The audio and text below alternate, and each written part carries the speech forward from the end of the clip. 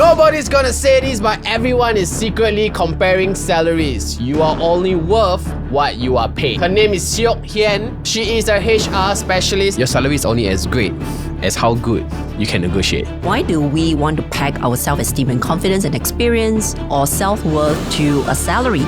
And whether salary is a great tool or metric to actually measure that. Job offers are not personal. They didn't offer you 50% more because they like you or they see your worth in that 1 hour interview.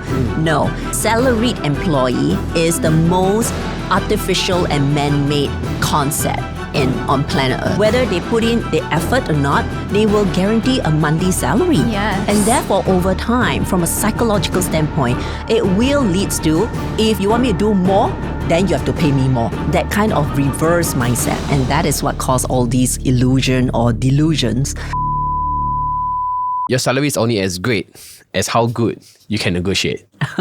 You said you had a favorite question to ask interviewees. And the question is, we can pay you any salary you want. What would you like to ask for? Can you expand more on this question and why do you like to ask it? Do you really say that in real interviews? I do. In my past life as a corporate HR, when I hire people in the media industry, I do ask them this kind of question because, again, it is to really kind of like try to understand how people peg their self-worth and job value to the job role itself. Right. Yes. And I will ask them, in this company, we actually can pay you whatever you want because it's all tied to revenue. Okay. So tell me how much you want and tell me how much you can bring. And then we can actually negotiate on that. I love that. Because it is a business mindset that I'm looking out for. Yeah. Has anyone said a very ridiculous amount? Like maybe 3x the whatever that you guys are offering? They have, but they couldn't tie me to a revenue. So those are delusional candidates. Yeah, just like I want $1 million. Yeah, I just want to be, this salary, but I'm not so sure what I can deliver. So those are out, right? Yeah. But majority, unfortunately, they will tell me like, oh, it's okay. I can consider market rate, whatever that means. So they are not quite sure. What this tells me is that they're not quite sure what is the job worth, how they actually see the value, and how do they start to equate what they contribute to what they get. And that is the business mindset I'm looking out for when I ask that question. Yeah. Okay. And how do people articulate their worth properly? Actually, I have something to say on this. So when I was in my corporate job, my first ever job, it was with a listed company, so like whole corporate life, right? And I remember I got in, I took the base salary, which was market rate, but in 6 months, in 3 to 6 months time, I realized that I was bringing in a lot of revenue because I was a front office role. Then I went to my boss and basically was like, here are the things I did. Yep. These are the money that I brought in. Here are the timelines. Within like 2 months, I brought in X. Between 3 months, I brought in 6 figures. And my pay then was like a starting salary, right? So I was like, I think it's fair for you to pay me at least 150% of what I'm getting now, even though I'm only barely 6 months in. But looking at all of these reasons, do you think that's fair? He was just like, yeah. Then I was like, that's when I realized if you ask, you might actually get what you want if you can back your ask. Correct. If you can back it. If you can back your ask. But most people are, I feel like a lot of Singapore is at that point of like, it's almost like I don't even know that I can ask the question. Because you have a business mindset. You know that what you bring, the value, and this is what you're getting. The company still earn a margin. And that is huge business. Margin. Yeah. It's a steal for you, even if you give me 200%, Correct. Yeah. And I guess, okay, what's the line between like realistic and delusional? Say now we are in an interview and market rate is $3,000. Okay. And you ask me that question. Yep. The fear that I have in me is losing this opportunity to have the job. Right? So I guess that's why people say, I'm okay with market rate. Or if let's say I have a little bit more of guts, I would say $1,000 more. Yeah. And then my follow-up question will be, how do you justify that to pay you $1,000 more compared to the average candidate? So what we are looking at is not the actual number you are putting on the table. Yep. We are looking at during an interview is your thought process. And that is what we are hiring for. Yeah. Okay. So it is the business mindset. How do you understand value? What is your perception of value and salary and all these things? Like for Jenny's case, right? When you're bringing in revenue, there's so many times more than what you're getting. Yeah. It is true and it is justified to actually ask for a salary increment. But maybe if I'm your boss, I wouldn't double your salary base. I will give you commission base.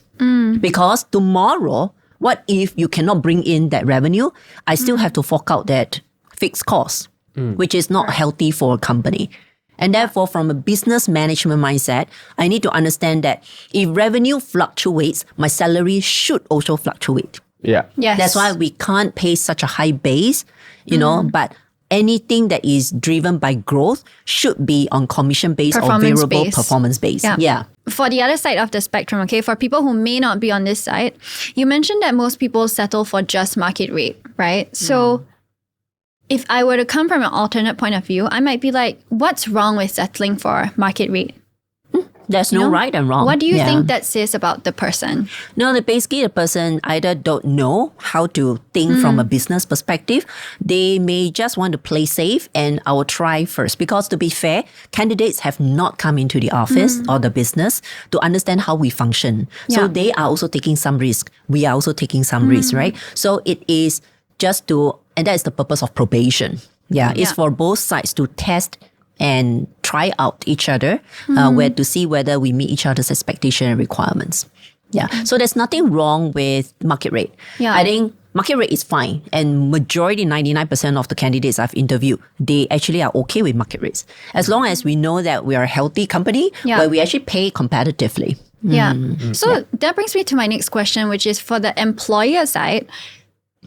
Do you think most employers actually know market rates? Because I've met some, like now working with a lot of business owners, be it SME or MNC, I have met some business owners who are a bit delusionally thinking that they're paying their people a lot Very and then well. wondering why they can't retain talent, right? So do employers actually know the market rate? How do they kind of get a gauge on Last that? time, or for big MNCs and very established industry like logistics or, banking and all this, they would have certain data sets on salaries that you can fish out or buy, right? But for new industries like maybe battery, recycle, sustainability kind of industries, it is very difficult. So, but all leaders or management should know the market rate because if they are hiring, they would be looking at the quality of the candidate and then look at the asking price. And after you interview 3 to 8 people, you roughly know where the market is at. And how come your people is like, costing this much or not costing this much. So they should have a sense of it, even though it's not necessarily backed by large data. All of us as employees, are we for or against salary transparency and why? Okay, that's a very interesting question and I like the topic. So are we for or against transparency? As employees. Yes. Because as employees is different. Yes. Yeah. So I think as employees, first of all, is we want to understand the motivation behind that and how do we actually perceive transparency. So I think actually there are 2 topics here. One is about transparency and feeling that transparency is kind of equivalent to authenticity or honesty. And second thing then is the second question is whether the salary is representative of your worth. Yeah. I guess that's the... That's a gist of it. Yeah. Right. For me, I'm against. Because I came from an agency world. All right. I did advertising for almost all my life. And all of us are kind of doing the same things. Okay. Right? Yeah. And the only... How you can... Sorry, when it comes to salary, the only way you can tell us apart is experience. Right? But what if I have the same experience as this person? Why is this person earning more than me? Or why am I earning more than this person? Nobody's going to complain if they're earning more. Yeah, of right? course. You're only complaining if you're earning less. So that's why I rather not know because I feel like it will affect my mental health. That's one, right? Number 2, I will feel like at work, I will need to prove myself even more just for me to get the same type of salary or maybe even more. If you don't want to compare, it's because you're afraid that it might affect your imbalance, right? Of your self-esteem or confidence. And for you is you want to know so that you can actually build your self-esteem or confidence. Yeah. So the question now is, why do we want to peg our self-esteem and confidence and experience or self-worth to a salary? And whether salary is a great tool or metric to actually measure that. Yeah. So this is the gist of the topic, because honestly, if we were to kind of look at this tool of salary, it actually is a very prehistorical kind of dated back in the 1950s, 60s, where we get into the industrial era. And we were using salary to buy time because people have to be stationed at the production line. Yeah. And therefore, it was a good equation. I actually wrote a article about this, and the whole concept came from there at the time. But now today, our nature of work is no longer based on time. It's no longer how many hours we clock in, right? And therefore, it becomes imbalanced when we actually overemphasize on salary itself. So if you ask me whether I'm for or against on transparency, my question is, don't use salary, because it's just so, it is not a great metric to use. Metric of what? Of self-worth. Measuring your credentials or value or contributions. Yeah, but I do think like in Singapore, having let's say, right, like if you generally have a higher salary, it's very attached to your self-worth, because we spend so much of our adult's life working, right? Yeah. And when you ask most people why they work, they'll say because of the money, aka the salary, right? So, and then in a place, especially today, where everything costs so much, HDBs are hitting 7 figures, which is crazy. Yep. To afford the things that you want that brings you happiness in life, you do need capital, you do need resources, you do need a higher salary, right? So I feel like it's hard for people, especially in Singapore. Like if you live in somewhere else where this is not such a real issue, or where you can move to the suburbs, then maybe it's not going to be such a big thing. But in cities, I feel like it's very hard not to peg your self-worth. Unless you're super intentional, most people will peg their self-worth to a salary, because if you don't, it's like, why did I spend so much time working? For a lot of people, you know, does that mean if I don't have a high salary, it's very easy for one to think, oh, it must be because I'm not contributing enough, or I'm not giving enough value, so I have a low salary. And if I'm not of any value in something that takes up the majority of my week, then how am I a useful person? And that's where the self-worth thing, I think, comes into play as well. I'm saying that your full self-worth shouldn't be just tied to a number, which is your salary. Yeah. It should be also include, let's say, your actual contribution and the impact you're making, the quality of your relationships around you, your personal growth and learning opportunity. All these needs to be taken into consideration if you are looking at a full compensation of your job. You're saying basically that salary is one thing that my job is giving me, but it's also giving me good culture. It's also giving me social connections. It's also helping me learn new skills. Yes. Can I say something super contrarian, maybe? Which is that I feel if you have good relationships, you contribute to the culture, you have a good network, you get on with your peers and your superiors, I feel like you would be paid a higher salary. So I do feel it's almost directly correlated, but to what extent is the question. Salary is tied to demand and supply, first of all. So actually, you don't need appraisal to actually tell you that you need an increment. It is depending on the inflation of the society, demand and supply in the industry, based on the kind of skill sets you have, like occupation and all this. So back to your question about those who earn higher salary or tends to earn higher salary have also all those things. I beg to differ. I think the higher salary reflects the contribution of the type of decisions that you need to make on the job. So as a CEO, therefore, they earn much higher compared to a receptionist. Yeah. Because at the receptionist level, the number of decisions that they can make and the kind of decisions they can make are just not as impactful as a CEO. Yeah, so for the salary is meant to reflect that way.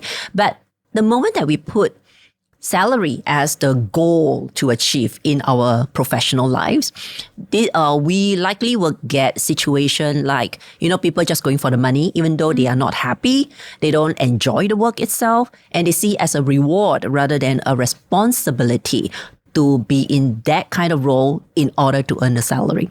Therefore, I have clients where I work with startups and SMEs and MNCs where they have the younger generation or the younger managers trying to ask for a promotion every 6 to 12 months. You know, every other month they feel that they need a promotion. Yeah, because they are aiming or focusing just on the salary and the rewards that comes with it. I guess the question is, how do you tie time or skills to a value? It has to be skills and whatever tangible or perceived value that we bring to a job that really matters. So for example, when there is a new, let's say a new project that requires external network, and your network then will bring in the impact and value compared to Janice, who doesn't come with a network and she wouldn't know where to start, how to start, who to talk to. Yeah. So this is where it will help you in your performance. And it translates into the actual impact and the actual results that you create in your job. Yeah. And that duly will be rewarded. Salaried employee is the most artificial and man-made concept on planet Earth. Because like, you know, for you are self-employed, I'm self-employed. Farmers and, you know, fishermen and business owners, whatever, as long as you are self-employed, we all know that we are subject to this universal law that whatever effort we put in does not always guarantee the result and output. The fishermen, that day when they fish for 15 hours, the storm just started and it doesn't mean that therefore they will guarantee a catch. Similarly, as self-employed business owners, we can put in our hours to meet more people, but it doesn't always translate into a deal. But salary employee, on the other hand, is the most artificial, like a greenhouse kind of environment they live in, because whether they put in the effort or not, they will guarantee a monthly salary. And therefore, over time, from a psychological standpoint, it will lead to, if you want me to do more, then you have to pay me more. That kind of reverse mindset. Yeah. And that is what caused all these illusion or delusions about, you know, whether tying it to your self-worth and all this. In your experience, have you worked with company where salary transparency is a thing? And what does that do to the culture of the company? Okay, salary transparency, we usually do not highlight, like in my past life as a corporate HR, right? We do have some level of transparency, meaning that if you're in this job grade, you know that you fall into this salary range. But you wouldn't know exactly how much this person is getting within the range. So there is some structure, but not the exact data.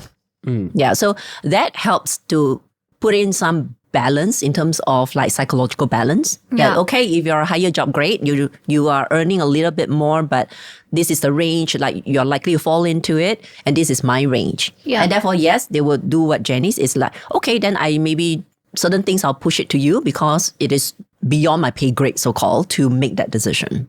That only helps when you also have other clarity, such as job roles and competencies clarity. So there is a more hierarchical type of organization structure. It will suit well. So like government, like in ministries and all this, I think we have transparency. We know, like, you know, what is a minister going to earn, that kind of range and all this. In the so-called government-linked, like polys and all this, they also have like job grades, like director, deputy director and all this. They roughly know what is the range. So I think it has to come as a complete package. It comes with the structure, role clarity and competency and accountability and all this. So it cannot work alone, meaning that nothing in HR can work in silos. So it has to tie to other supporting factors. So back to the question about whether the manager should know the salary or the director. Well, the question is back to, why would the director need to know the salary in the first place? So it boils down to, the director usually runs certain P&L. Correct. And you can hire, fire, and promote. So therefore, you need to know how much it costs in your department to actually run a so-called profitable business.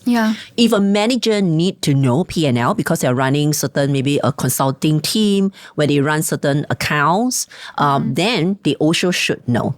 So it is not about they should know because of whatever reason, but they should know because they actually have a certain responsibility or decision-making power Where it comes to money. when it comes to Yes. money. Okay. So basically, you're saying they should know if their team is profitable or not, rather than they should know because I want to know if my employer is earning Correct. more or less. Yes. Right? Yeah. Not because of hierarchy, but because of Yes. P&L. So the Correct. one, so to concise, the one that controls the P&L should know Everything, everybody's of salary. course. Yeah. Okay, that makes sense. That makes sense, That right? makes sense. Then isn't that the finance lady or the finance person? The finance is because of the job function. But if I'm running a mini P&L team, then Yes. I should know because then I am hunting for the revenue. Correct. I'm managing the cost for the margin. Because you're like a mini business Yes, within the correct. broader business Yeah. itself. Yes. This is my experience and my experience on it. Okay. Okay. I did advertising for a very long time in my life.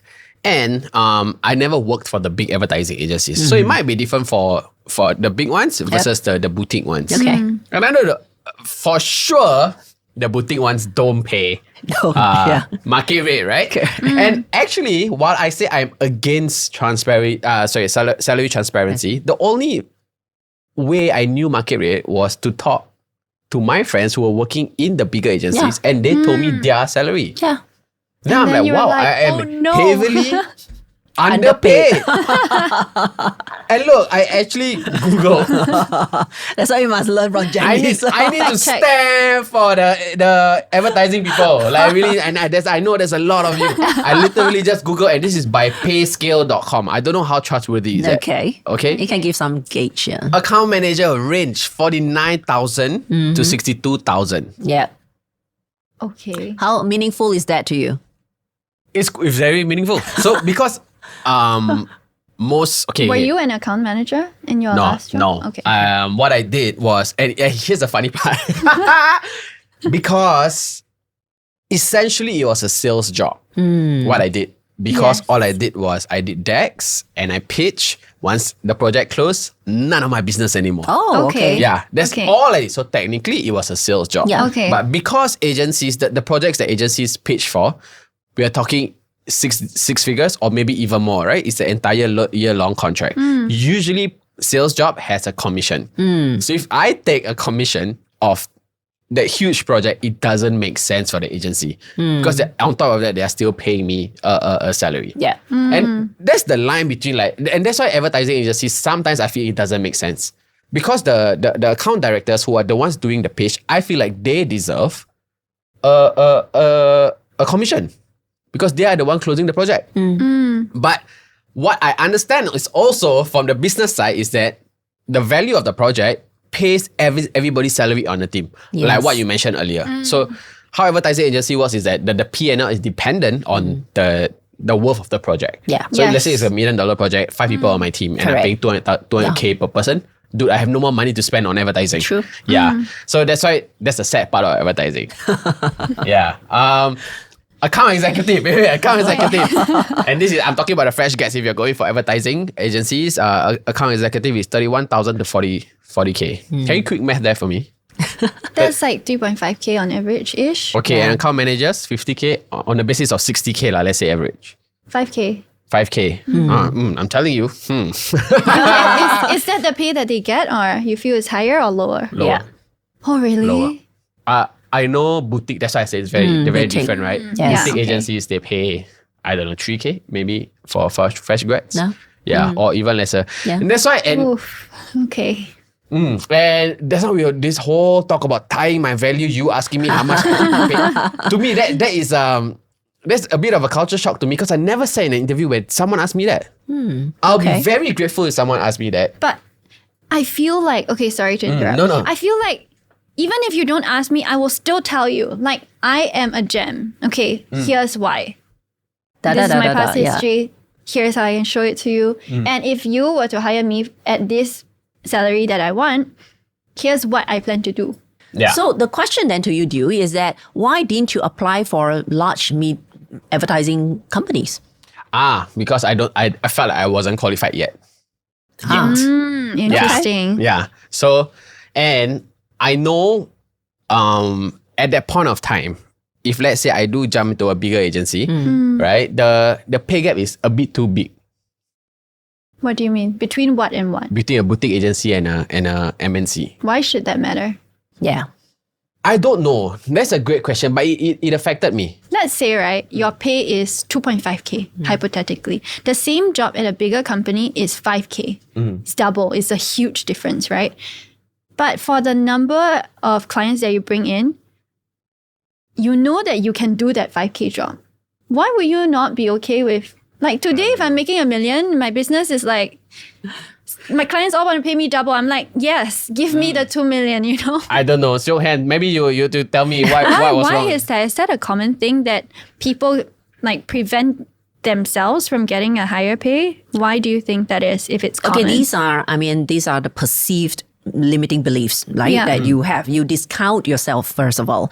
But from an organization business standpoint, as a HR, we do know some dirty tricks, so-called, that in terms of packaging a job role, right?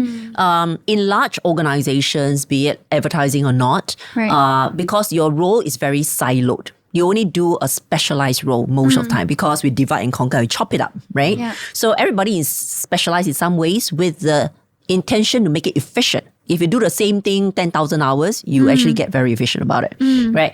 So, but in this case, because you are so specialized, we can pay you a little bit more because you're very efficient. But in large organization, there are also a lot of systems and processes and all these things where in some way is like your exposure could be capped. Your learning could be kept in some way because you are just deep dive into unless you like to be a specialist, right? But in a small boutique, you have the culture, the fun culture, everybody knows everybody. There's always a strategic part in your job role because you are so flat. Yeah. So it's meant to suit for different people. Right. You know, whether you like generalists where you do the whole pitch and, you know, closing of the deal yourself, or you actually like to be very specialized. And therefore, then we package the job role differently. And sometimes in MNCs or larger organizations, we can actually merge two job roles into one. Yes. And instead of paying you 200% of the salary, I pay you 150% of the salary. yeah, but you still save more money as the Because organization you'll still because save you're paying one organization. headcount instead of two, right? Correct. Yeah. And all the fringe like welfare and benefits, laptop and all this, Yeah. I still save the remaining 50%, although I pay you appear to be a 50% above market. But you're saving so much more You're than saving so much more. 50%. Yeah. And sometimes the client is very narcissistic. So I pay more for this job role because it's very hard to serve and please this client. So I'm paying you extra for your therapy, for your mental wellness. For the nightmare that you For don't the know nightmare you're going to have. go through. And sometimes the boss is very micromanaging and I will pay you more because it's so hard to hire. I'll pay people more to take up the challenge so that I kept your growth early on. Yeah, so there are many ways to actually kind of like, you know, tag a price to a job role. That's why during an interview, you have to ask more questions and you have to do your own reference check or talk to the people, you know, what it's all about. Yeah. Okay. Makes No, sense? I don't want to say I see that happening before. Yeah. But I mean, again, in the advertising world, right? Like, for example, government projects Yeah. are a big headache. Really, really like a big headache, right? Because I mean, there's so many red tapes. Firstly, Yes. that's what a lot of people say. There's so many red tapes. If you're a real creative, red tapes will never help you, Yeah. right? And I guess that's why when people do government projects, they're just generally paid more. Yeah. Because it's a headache. And Yeah. at the end of the day, when you sit down and think, while you feel good, oh my God, I'm doing work for the government. Yes, I'm not saying it's not Yeah, it is good. awesome, it's great work. But I think at the end of the day, we sit down like, actually, you know what? I'm not getting paid enough for the headache that I'm getting. Yeah, so Right. at the end of the day, it's a supply and demand thing. You get paid Correct. more if you are more scarce. Yes. If less people are willing to do the job for whatever reason, because the boss sucks, the culture is Yeah. bad, or the client is difficult. If less people are willing to do more, Yeah. to do the job, then the person who is willing to will be able to get more. Exactly. Yeah. Yeah. Let's talk about, I mean, we are still on a topic of navigating interviews, right? Salary gap between men and women. Now, I know there's this whole talk about it. It's a very sensitive issue Ooh. because I would like to think it's true. Yeah. But when people ask me why, I honestly cannot answer them why. I have a theory. Okay. I don't think it's because of sexism, and I don't have the data, but my hypothesis is men do get paid more. But it's not because of sexism. It's simply because men Men are more likely, generally speaking, to advocate for themselves than women.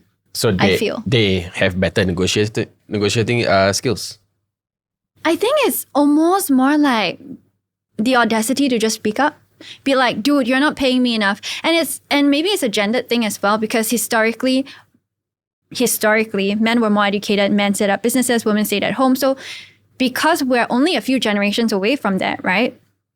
I feel like it's easier for you as a guy to go to your male director and be like, dude, let's go out for drinks, blah, blah, talk about soccer, talk about watches, talk about cars, whatever, right? And then it's easier to be like, dude, my salary is so low. Versus like me as a woman, if I go out to have a drinks with my male director, they're going to be like, she's sleeping with her boss or something. No, you know? that's a good so point. maybe That's a women good point. don't do that because of that also. Yeah. Okay, 2 decades ago, when I was working in a large local enterprise, as a HR, we do have 2 different salary range for male and female. In Singapore? It is part of the policy where for be it especially for starting pay for the fresh grad, because the guys will get $200 more than the female counterpart for the same role, same level, because they serve 2 years NS. Okay, that makes no sense, dude. That makes No, because we lose time. Yeah, I don't care about your time as your peer. No. Listen, it's not anybody's so problem. unfair. Yeah. I agree with you. It's not But don't you anybody's get problem. paid for that time? It's $400, very little. dude. What the hell? Versus you. Last it's time like- was like $200 or something. Yeah. I mean, you Okay. like you were 10x our salaries. Thank you for serving the nation. No. But I feel like, okay, then it is city-based, country-based. Yeah. Yes. Right? Again, NS is nobody problems except the government. The employer doesn't care. Yeah. I feel like if the employer doesn't want to pay you for your time in NS, it really is not their problem. But I'm surprised if this kind of gap differences still exist. I'm very surprised. That's the question I want to ask you. Like, does it still exist? I mean, because you still practice. Yeah, I still sharing. do practice, but not with all my clients. They don't have such a policy anymore. There's like the guys, and I mean, this role costs this much, so it's like they would just pay and make offers. In fact, I thought female nowadays tend to earn more, slightly more. You know? Really? Yeah. You know what? You're asking the wrong two person. Freelancers. We are self-employed. Okay, what about race? Yeah. Race, this ties to the leaders' bias, be it unconscious or discrimination. Yes, I have situations where they actually would want to pay lesser for certain type of race, just because it's strictly their bias. Yeah. Basically, they're racist.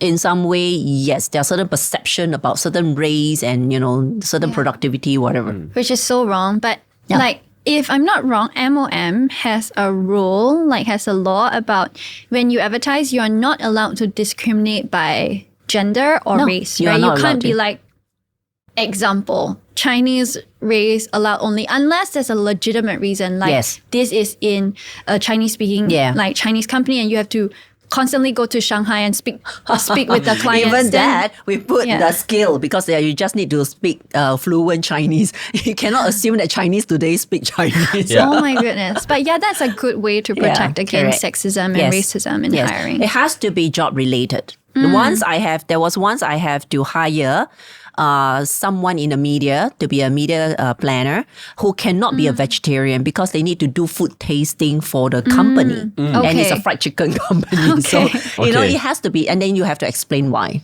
Yeah. Right. Here's my counter, not the counter, okay? As a Malay boy, if let's say, because I had this discussion and with some other Malay people, and we were talking about, I mean, okay. Here's the story, okay? I went on TikTok live and then I basically say like, generally Malays are poorer compared to the Chinese. Generally, that is true. It's 100% statistic, true, right? And generally we get paid lesser than the Chinese. And people say, it's racism and everything. I agree. But look, as an employer, if I do hire a Malay boy and he or she has to go for Friday prayers every week, and their lunchtime is instead of 1 hour gets 2 to 3 hours because of prayers. Is it wrong that I pay you a little lesser? No. It's not wrong, right? Because you likely also end up working later. I mean, how do you Exactly. calculate that? Yeah. So, Yeah. and I guess when I say that, a lot of people got angry, but this is religion.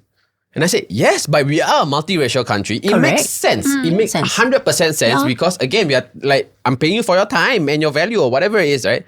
And a lot of Malays were getting angry. I'm like, but why are you guys getting angry? This is the system. And because as an employer, I would do that too, right? And I feel like apart from racism, hiring preferences, right? Is that wrong? Everyone has their preferences, right? But I don't think it's fair to put your personal preferences and therefore let that bias dictate someone's ability to do the job as a boss. I think that's only fair to your people. Yeah. I think it really goes back to the maturity of the leaders in the Yeah. company. Because I can tell you, I mean, I work with so many organizations, and it doesn't mean that the same race in one company has no conflict or productive or performing. No, there's no such statistics or trends. In fact, diversity in terms of personality and thinking styles is the best. Doesn't really matter what color and all these things. It's true that there are some inconveniences if you have, let's say, a non-Chinese speaking and then you have a China office. Yeah. But then with today's tool, like transcription tool or translation tool, this inconvenience is minimal. And I've seen, I myself included, that, my Chinese is not professional level where I can communicate with a China entity in Shanghai or something. Yeah. So it's really less and less. It should be less and less with this kind of discrimination because it just doesn't make sense. The moment you discriminate, all I can say is to all employers out there is that you limit your talent pool. Yeah, that's I agree. true. You That's the limit your thing. market. It just doesn't make business sense. If you're really a good businessman, you will never think like or that. businesswoman. Yeah. Just putting it in businessman or there. businesswoman. Yeah. Like, look, true. if you need a singer, you don't hire the Malays. Exactly. I am Chinese and I will admit that I cannot sing. I mean, it's See, like if you need, okay, I don't want to say. so hire for the job, really. Yeah. Okay, so let's talk about navigating pay raises. So in an article, you mentioned that you were addressing a group of young employees Yes. in a training session, right? And it's basically focused on compensation and benefits principles. Yep. So you found yourself debunking this myth about job offers. Quote, when people receive a very attractive job offer that is 50% more or even double their current pay, most people will feel heartbroken, feeling like after working so hard for their current boss for 18 months, however long it is, they could not see the true value, like their current boss could not see the true value of talent. But then the new company can appreciate it in just like 2, 3, 4 rounds of interviews. You also went on to say that maybe there's a systemic problem that we are all using the wrong metrics to measure and manage people. So I guess my first question is like, if that's the case, I don't want to have to go to the new place, new company to realize that, oh my God, I'm not valued, right? Ideally, I would want to stay in the old place where I maybe already know people, I actually like the company. Yes. And how can I, in that position, make my contributions and values seen if I'm in that situation? Okay. Good question. The reason, so first of all, the myth that I debunked to that group of employees is that job offers are not personal. Yeah. Okay. So they didn't offer you 50% more because they like you or they see your worth in that 1 hour interview. No, it's because, like I mentioned earlier, it's like we are packaging the job role at a certain level because of whatever reason, because of demand and supply mainly. Yeah. So hard to hire, whatever, right? So it is nothing personal, but they do see a job fit, for example, because of certain perception that you created in all this during the interview. And it goes back to the main issue of we shouldn't be pegging our self-worth to the job salary to begin with. How can I make my value seen Correct. in this company? So like you say, it's like you need to then express yourself. And you need to understand what is that whole system, what is the rules of the game in the environment you're operating in, right? Okay. Like leaders' preferences, for example. What is allowed, where are the boundaries, who are the stakeholders? People who spend effort and energy on those things, which some other people say that, oh, you're so political. No, it's about navigating the environment you're in. Okay. So that it's just like when you play a, multiplayer game and all this, you want to explore the territory, right? Yeah. You wouldn't want to just go in a straight line and then it's like missing all the gems around the games and all this in the terrain. Yeah. So it's the same thing with gaming. So it is a game and it's just that there are finite players, there are finite resources, and then you have to optimize resources and leverage on whatever is there for you. So you need to understand how your bosses think. You need to understand what is preferred, what is not preferred. As long as everything that is within legal and moral boundary, everything is preference. If your boss say this is the right system to use, actually what they are saying is that this is the preferred system to use. Yeah. It's not necessarily the right, but to them it's the right thing. I actually read this book when I was 18 called The Rules of Work. Because I think I just decided early on that I wanted to win in life. So I read this book called The Rules of Work. It's actually a great book. It literally is like 1 page or 2 page, very easy to read, on different rules of how to win in the corporate game. Example, dress like the job you want to have. Yes. Example, I don't agree with that. Example, like that's in the corporate world though. I Okay, guess that's it's more true. for like Yeah, okay, dress for the that's job true. you want to have. Yes. Then there's things like remember people's names, Yeah. right? Like when you're talking to your director, reference the other director. The other day I just saw Ben in the meeting room. John, how is it going? Right? Like so all of these things I found actually really helped me level up faster than my peers in the corporate space. So it's like you said, it's literally there's a system and there are rules. There are also hidden passages. Yep. There are things that you can jump over. There are holes that you want to avoid. And it's just life is going to be easier if you know the rules, right? Yeah. So I mean, based on what you say, heavily dependent on your employer's preference. So does that mean that, let's say now I want to ask for a pay raise, right? How I present my value to them is based on their preference. Is that what you're trying to say? Of course, their preference is still have to operate within certain system and structure. Okay. It cannot be just pure personal preference. Yeah. So if their preference is, I want to look good as a manager, then you better follow the line. Cue in, right? And you better operate within the system. Don't make me look bad, for example. Yeah, but you need to understand that as the higher you go, you need to understand that your job is to really understand how the decision owners are making the decisions. And for all employees out there, my appeal to you is that your people hire you, your boss hire you to solve their problem because they need to solve their boss's problem, not to create more problems for them to solve. Therefore, your first job is to really understand how your bosses think and what is their preference, what is really the right and wrong to do within the company and the industry. So that you know how to navigate. And when you make a blunder, you know what is the real impact and implication you're creating. Yeah. Yeah. So therefore, you know how to salvage and all these things. That is maturity. Yeah. That's a great insight, because then if let's say I really study my boss, I can game my boss. You get what I mean? Like, this is the No, meat. but it is. You should. Game your boss. game your boss, Yeah. but in a way that doesn't jeopardize Correct. you. So how can I make, like if you're my boss, it's like, how can I do my job plus make you look good, plus make your life easier? Yeah. So your boss is going to praise you and then you're going to be like, oh my God, because of Janice, I'm in such a great place and I got a pay bump. I'm going to keep Janice and give her a pay bump so she'll stay with me. So it is with the intention to have a win-win and not for manipulation. I think let me clarify that.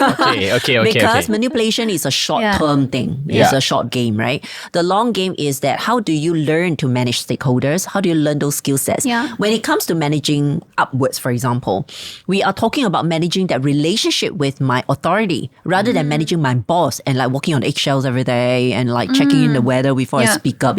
It's not about that. Managing upwards is not about managing the person. Managing upward is about managing the relationship and still get things done. So you don't want to spend so much time just managing and curry favoring your boss, such that you lose the real deal, which is doing your job and contribute. Because to me, if let's say I want to ask for a pay raise, I'll just look at what the job needs me to do. And if I'm doing more, And you have to do a higher level job, not necessarily more of the same thing. yeah. And I guess that's how most people see it, right? Or rather, this is how people, I think generally in Singapore, this is how people feel like they should get a pay raise. Is I am doing more than what you say in the contract. I need a pay raise. Yeah. And I guess for what you're saying is like that's a bad way to ask for a pay raise. It's not a bad way. Is that what you deem as important Yeah. must be first deemed as important by your boss. Yeah. And to the company. Yeah, if you are just barking on the wrong tree, what you think is important at your level, Yeah. and then to your boss is like, but that's not a priority. Yeah. Yeah. But I will say, like, per your advice earlier, it's that once you understand the rules of the game, you understand that you can have certain skips. You know, like in Uno, where there's a skip, you can literally skip. Yeah. And you don't have to be a manager before you can become a senior manager. Yes. For example, if you can justify it. So is there a proper way or time to ask for pay raise? I think actually no, there aren't as many roles as you think in the corporate space, right? True. And if you don't make your request known, how will you know? Maybe there's a gap. Yeah. Maybe they're hiring for your director, your one-ups role, because he resigned, but you guys haven't announced it to the company yet. And now I make my interest known that I want to progress in the company. Then now the big boss knows that, oh, maybe Janice can be up for that role. Oh my God. So you need to advocate for yourself, because if you don't, how can you expect me to know? Like, as the big boss, I have so much stuff going Yeah. on. I'm not there to like Just take care of handhold you. your hand. Yeah. And one important thing is that to all employees out there, you are one part of the system. Meaning that when you want to go for your promotion, it must also be in such a way that when your boss promotes you, nobody else would object. Correct. You are part of the system. Therefore, this explains why people who are like acting like divas or jerks, it's like the boss cannot promote the person, because the moment we promote this person, the 10 other people leave. Yeah. So we need to understand why we need to manage relationships. Yeah. Such that we give my boss a good reason to promote me and not the other person. Yeah, we are part of the system. So that social awareness or the system awareness is very crucial. So the EQ. Yes. Oh my God, you know why? As in, why you said this, right? Like, how do I'm looking back at my life now, and now I feel like, oh my God, I understand. Why you were not paid as No, much? not that. Not that. And no, okay, especially, I mean, both of you said a few things that made me reflect, right? Make your boss look good. Yeah. Yeah. And I feel like, if I'm a boss, do I want my employees to make me look good? Hell yeah. 100% yes. Right? Yeah. And I guess there's a lot of people who hate their bosses. Right? So and sad. I feel like when a lot of people hate their bosses, it's an ego problem. Yeah. Right? Okay. Granted, if let's say the boss is really an asshole, then okay, you hate your boss. Yeah, Okay, that's fine. Great. But apart from that, it's really like an ego problem where they cannot make their boss feel good Yeah. because of whatever reasons. Yeah. Maybe they feel like they can do a better job And or then whatever. on top of that, you hate your colleague that makes your boss look good, and then your boss likes that colleague and gives them a higher pay. Like, dude, it's just because you're not bringing as much to the table, in short, than that colleague. This And is because you spend so much time trying to manage this rather than do your job. You is going to go for a 12-day sabbatical now to reflect on his life No. choices. No, it just awakened a lot of things. Which I'll tell you later. I'll tell you guys later. But like, now that you're saying this, like in my ex job, I can point exactly which employees Is which example? is a dick rider, is what people are calling. Like, you guys are dick riders. I mean, nothing wrong. No, again, nothing wrong. Even before you guys are saying this, Yes. nothing wrong in dick riding your boss because they are paying your salary. But now it makes sense. Yes. They were planning for something. Yes. Of course. Everything is quite There's a scientific, to be purpose. honest. Yeah. So I guess the advice here is, if you want a pay raise, if let's say in 2 or 3 months you're gonna ask for your pay raise, start studying your boss. Yes. Yeah. Start studying what And the bosses, system. Yeah. Yeah, and the system, right? And I guess one way to look at it is look at what your boss praises. Yes. Like even with other people, if let's say you're account manager Yep. and your boss say, hey, like I like how the way you talk to your client. Oh my God, work on that.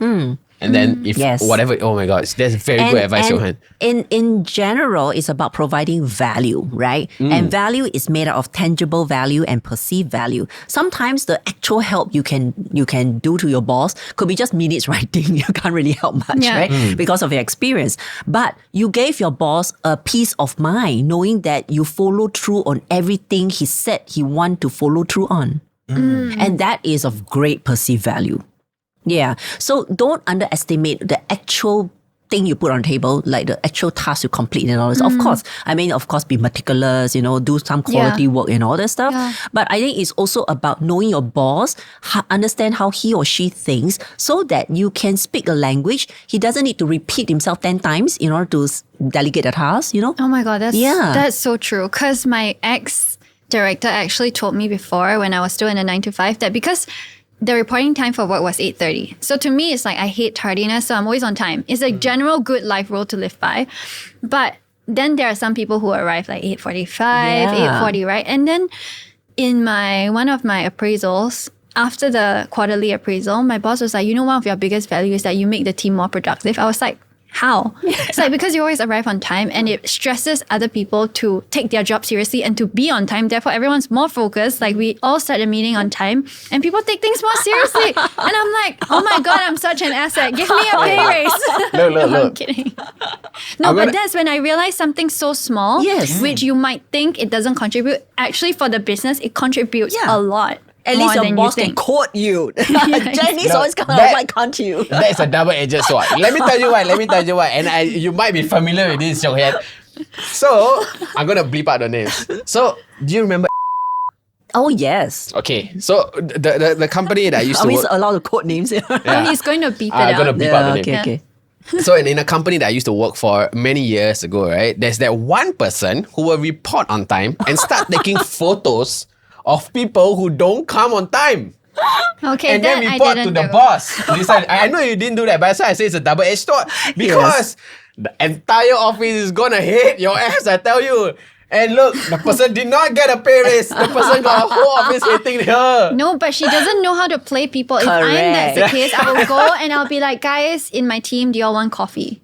They'll be like, Janice is freaking great. I don't even have to buy my own coffee. Which helps me. My teammates like me. My boss likes me. And you know who comes into the office very early? The CEO. So the CEO remembers me more than anyone else in the office. Yeah. So... But I guess honestly that's great advice, and I think it's even greater advice for people working in the corporates because you're working with 500 people, 1,000 people. It's very hard to stand out. Versus to the industry that I'm in, boutique agencies or whatever, it's 30, 50 people. It's very easy for you to stand out. Yeah. True. And I guess one of the last questions I want to ask you is, when is actually a good time to ask for a pay raise? Okay. Or for example, now, generally, people wait for appraisals, which is every 6 months. Yes. Yeah. So if let's say in the 3rd month, I can't take it anymore. Is it okay for me to ask for a pay raise, or is there a correct time? There's no correct time, but people time it with appraisal because that is an official platform for you to talk about all these things, right? And in most companies, they do have an annual salary review exercise where, so that we don't miss people out. So we just do it once and for all, right? Every year. So it is good. Now you actually have, most companies actually have monthly check-ins, if not fortnightly check-ins with one-to-one. Sometimes even those platforms, you can actually talk about it if you can justify like why you need a pay raise, not because you just finish a project, not only that. But you're taking on a larger role in the last 3 months, and it seems like it's going to be permanent, things like, so your job role enlarged or kind of like escalate, in a sense, it's like increase the job size of it. Then it warrants to actually discuss about salary. But what if it's just a personal thing? You get what I mean? Example? So it's like, now I'm like 1 year into the job. My job is still the same. Yeah. The project value is still the same. Yeah, then why should I pay you more? I'm already paying you based on what you should be doing. But then again, right, then if, for example, I value you other ways. Like the example, I'm going out, meeting new people or whatever it is. I guess if let's say it's not tied to money. Yeah. But it's just, I'm taking longer to do things. Maybe because I'm slower, but maybe because this project is harder. But it can be the same value, right? Yeah. Right? Correct. And that's why I guess I'm asking these questions for a lot of people. Yeah. Because waiting for appraisal sometimes it's just too long. No, yeah, I agree. Yeah. So if let's say now, if you are the HR, 3 months in, I ask, hey, like, I need a pay raise. This is what I've been doing. This is what I'm doing more. The possibility is high or low?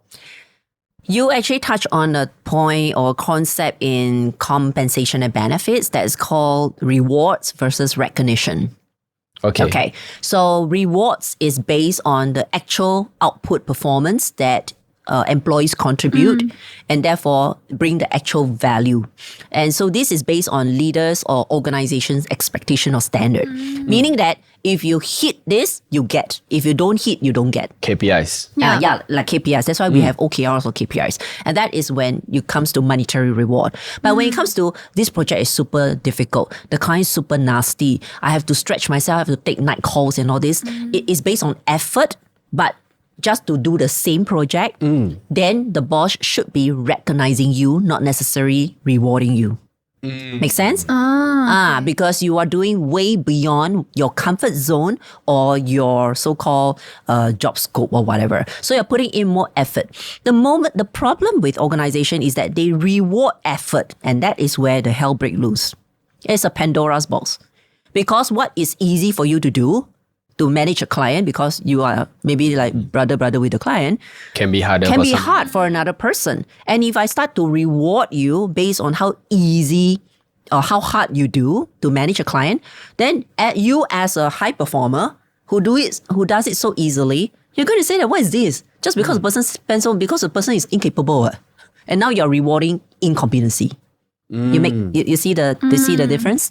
Yeah. So to know whether to recognize it is based on the employee standard, where the person is at and how much the person stretch himself or herself. Then we should recognize it. Therefore, to recognize someone is harder than to reward someone. Because reward is very clear. It's a finishing line there. You cross, I give. You don't cross, I don't give. And therefore, a lot of leaders start to take the easy way out. I just reward, right? And not taking time to know the employees enough, what is easy or difficult for the employees to do, and therefore do not know how to give recognition. Yeah.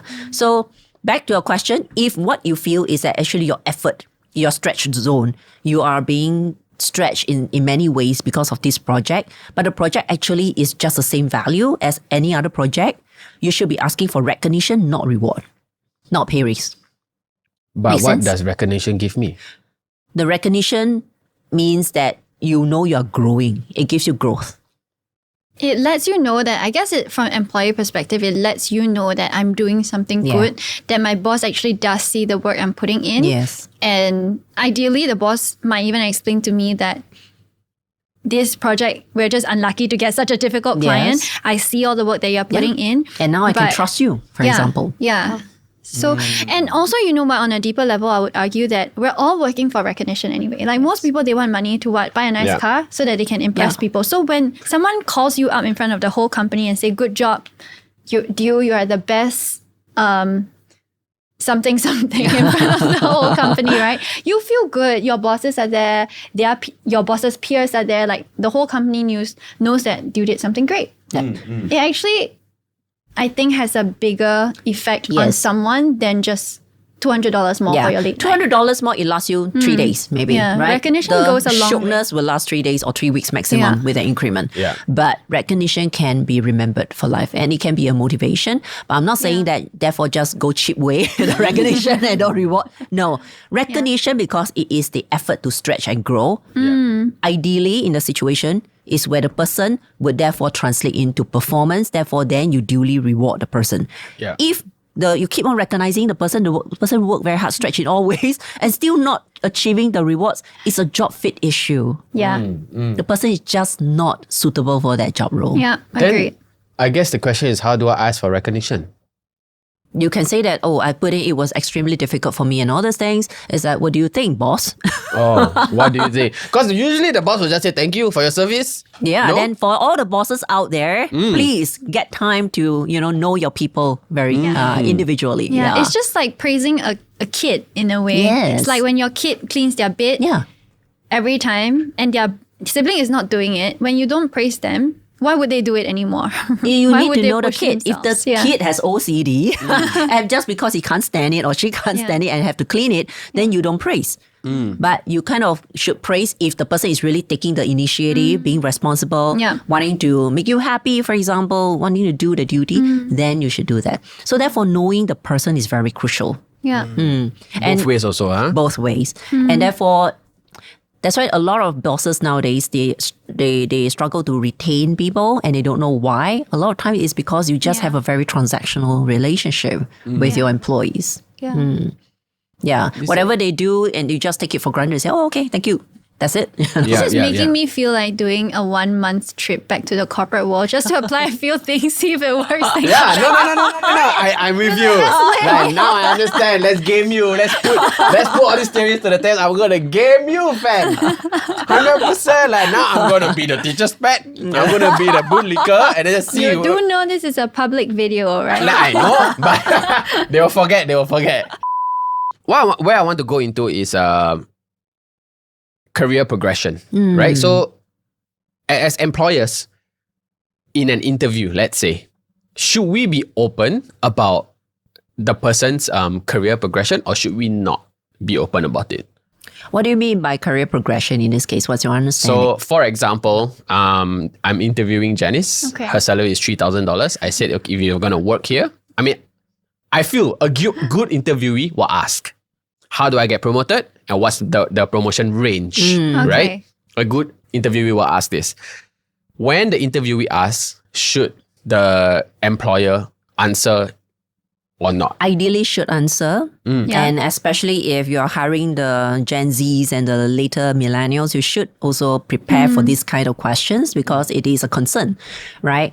Because if you don't provide them with enough challenge, then they would kind of just move on to another company. So yes, the short answer is that you should share how you can progress. People, after all, like certain type of certainty. Even though if you promote them, they may not want to take it. That's a separate story, right? But at least they want to know how can they progress and grow in the company. So career progression, you then talk about what could be the learning and development opportunity. What does it take? What is a hierarchy like? Do they have rooms for, promotion and advancement in any ways? Overtime. Okay, now because we're talking about salaries. Say I earn $30,000. Say 30,000. I earn $3,000 a month. Okay. Is it fair for an employee to divide 30,000 by 28 days? And if let's say I get that 28 days and by 8 hours, and my overtime should be equivalent to that per hour. That's not how overtime is calculated. So just like, because I realize that employees don't get to choose how much they get paid for overtime. No, it's a standard calculation of 1.5 times if you fall within certain criteria of the MOM labor laws. 1.5 times of what? Of your rate, of your daily rate. I mean your hourly rate. Oh, so the hourly rate, isn't that my calculation stands? No? No, there's a standard. There's a standard it's 1.5 calculation. times. MOM, like if you work OT, Yeah. you are supposed, like, let's say my hourly rate is, what's the normal? Let's say $200, right? Then if I That's work not past, okay, let's just say my $100, hourly yeah. rate is $100. If I work OT past a certain time, it's actually under MOM that my boss is supposed to pay me $150. Yeah, that's provided Per you're hour. eligible for overtime payment. However, I will say that there are a lot of companies in reality who are supposed to pay their employees OT, but it's a company culture thing where we all work late and the employee doesn't claim it anyway. A lot of employees, I think, also don't know that if they wanted to, they could file a report to MOM, but for that $50 extra, they wouldn't risk losing their jobs, right? So I think reality doesn't always pan out. If that you're a way. healthy company. And I think she's right. A lot of employees, especially in the advertising world, right? Dude, they They if there's a- definitely don't get paid for OT. That's Exactly. like OT is for you to keep your job. Yeah, exactly. And like if there's a pitch tomorrow, like actually there's a pitch submission tomorrow. Oh my god, we'll be working until 7 a.m. and nobody cares. It's part of your job. And now it's great information that, because I didn't know this. I mean, call me stupid, right? But I didn't know that it's actually MOM law, that there's a standard calculation. Yes. Yeah. And I really hope a lot of advertising agencies apply this. And if you work for an advertising agency and always work OT, you can actually report to FOM. You At have the to risk of check the losing your job. eligibility. At the Okay. risk of losing your job. What's the eligibility? I'm not sure if I have the most updated one, but I think it's like as long as you're manual labor, that means it requires you to be on site doing manual work, like maybe digging a ground or something. And plus your salary is not more than like 4,500 at a time. But now I think it could have And been now I think updated. it's more, yeah. So anything above that, and then plus your job nature, if you is more of administrative, that thinking kind of job, like a manager, then you're not eligible. Yeah, so there are two key criteria to actually make you eligible for overtime. We are running out of time. And As usual. yeah, as As usual. usual. Thank you so much. You're I most feel like this is one welcome. of the most insightful episodes that I've ever done. Thank And I you. do a lot of episodes, by the way. I think this is episode 100 plus. Thank you. Yes. Yeah. Oh, cool. Thanks for reliving our corporate days together with us. Thanks Yeah. for having me here today. Really appreciate it. To the viewers watching, if you guys like this episode, we are actually bringing her back for another episode, which is titled Bad Bosses. So it's going to be a very interesting topic. We are not sure when the episode is going to be out. But yeah, thank you again. Thank you so much, Seok Hian, you. for Yes. coming. To those watching, this episode was about salary shaming, but we went on and on and on. But if you guys are against or for salary shaming, Let Tell us us, know yeah. in the comments down below. yeah. Yep. If not, we'll see you guys in the next episode. Bye bye. Bye-bye.